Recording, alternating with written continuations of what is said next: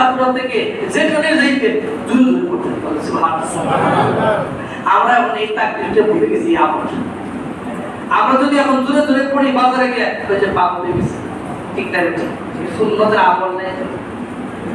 তাহলে এই তাকবীরে তাশরিক এর দিনগুলোর মধ্যে তাকবীরে তাশরিক এর মাধ্যমে আল্লাহর জিকির করার কথা বলেছে। সুবহানাল্লাহ। তাহলে এই গেল তাকবীরে তাশরিক পড়া ওয়াজিব। 3 নাম্বার। 4 নাম্বার আমল হচ্ছে তাকবীরে তাশরিক কারা পড়বে? তাকবীরে তাশরিক তারাই পড়বে যাদের উপরে নামাজ ফরজ। যাদের উপরে নামাজ, পুরুষ মহিলা যাদের উপর নামাজ ফরজ তাদের উপর তাকবীরে তাশরিক পড়া ফরজ। কখন পড়ব? কখন পড়ব? এটা 5 নাম্বার হচ্ছে তাকবীরে তাশরিক কখন পড়ব? জিলহজ মাসের 9 তারিখ থেকে, জিলহজ মাসের 9 তারিখের ফজর থেকে 13 তারিখ আসর পর্যন্ত প্রত্যেক নামাজের পরে আওয়াজ করে পুরুষরা পড়া ওয়াজিব। বলে সুবহানাল্লাহ। কিভাবে পড়ব? 6 নাম্বার। কোন আওয়াজে পড়ব? দেখেন, পুরুষরা পড়বে উচ্চ আওয়াজে আর মহিলারা পড়বে নিম্ন আওয়াজে। তো মহিলারা নিচু আওয়াজে কেন পড়বে এই ব্যাপারে একটি হাদিস আসছে তিরমিজি শরীফের 1173 নাম্বার হাদিস।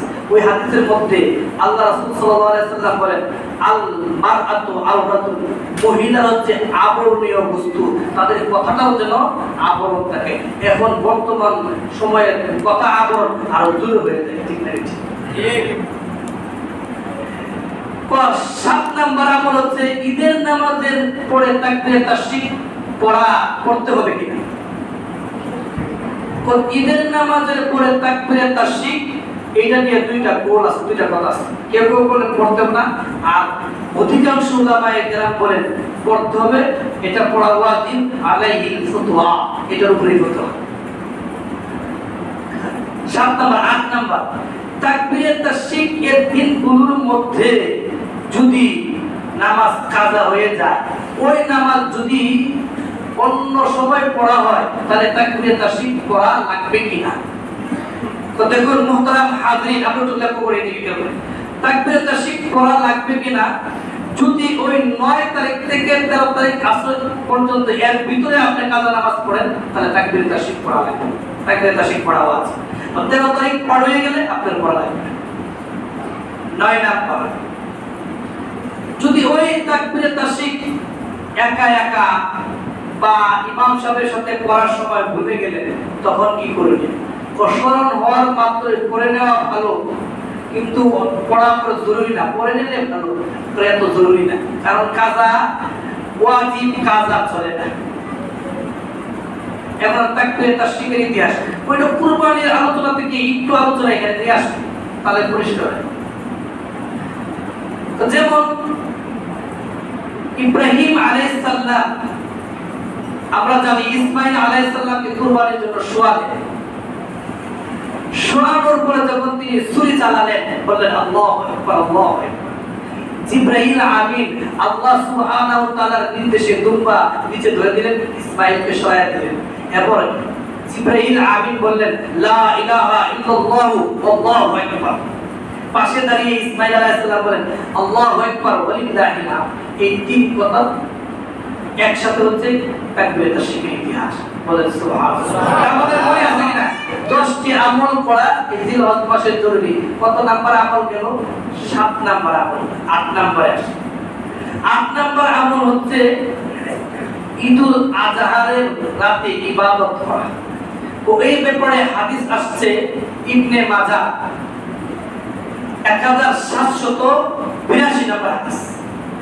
ওই হাদিসের মধ্যে আল্লাহ রাসূল সাল্লাল্লাহু আলাইহি ওয়াসাল্লাম বলেন, যে ব্যক্তি 2 ঈদের রাতে নামাজ পড়বে, তো ওই কাল কিয়ামতের দিন যে ব্যক্তি নামাজ পড়বে তার অন্তর মরবে না, সবার অন্তর মরা থেকে তার অন্তর মরবে। বলে সুবহানাল্লাহ। তো 3 নাম্বার হচ্ছে 9 নাম্বার হচ্ছে ঈদুল আজহারের দিনে ঈদের নামাজ পড়া। ঈদের নামাজ, এই ঈদের নামাজ একটু আগে প্রশিক্ষণ করতে হবে, কারণ এই ঈদের নামাজে অনেক মানুষই জানলেওয়ালারাও ভুল করে। ঠিক না? আপনি দেখেন যে আমাদের একটা গ্রাম্য ভাষায় একটা কথা হয়, বলা হয় যে 8 তারিখের নামাজ 360 দিনের নামাজ কাদের নামাজ।